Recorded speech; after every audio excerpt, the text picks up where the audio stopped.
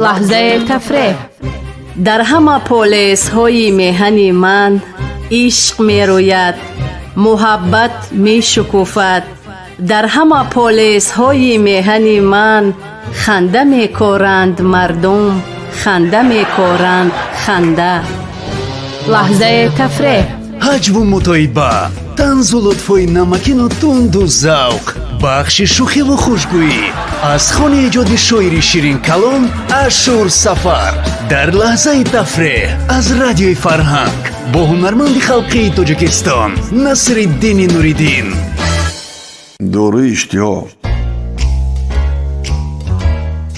یوسف اکوبیروف مهمان اشور سفر می شود. وقتی که سر دسترخوان می شینند او بسیار پور می خورد. هم شوربا، هم آش پلاو، هم آش بریده، هم بیوه و سبزوات و شیرینی و مغز و چغز. کنیاک هم می نوشد. خلاصه قریب روی دسترخوان رو خالی می کند. بعد از کیسه دوروی رو می برورد و یک پیاله چای ریختن نه او رو خورده نمی شود که اشور سفر می پرسد این چی داروست؟ داروی اشتها. بی پروا جواب میداد مهمان. پرت آن طرف چنگ زده دارو از دست یوسف اکوبیروف میگیرد.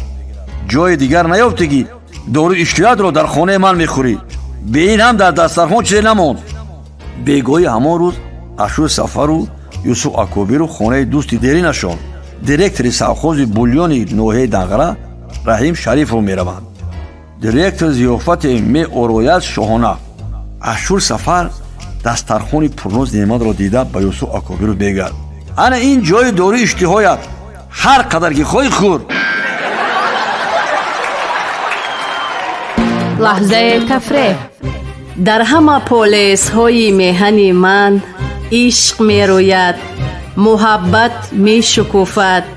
در همه پولیس های میهن من خنده می کورند مردم، خنده می کورند خنده. لحظه تفریح.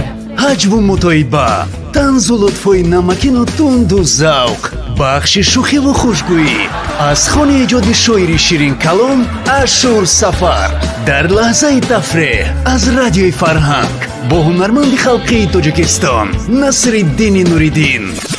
لحظه تفریح. در تهیه بخش سهم گذاشتند کارگردان عبدالمومن رحمتاللهیف، محرر لطفیه قربانова.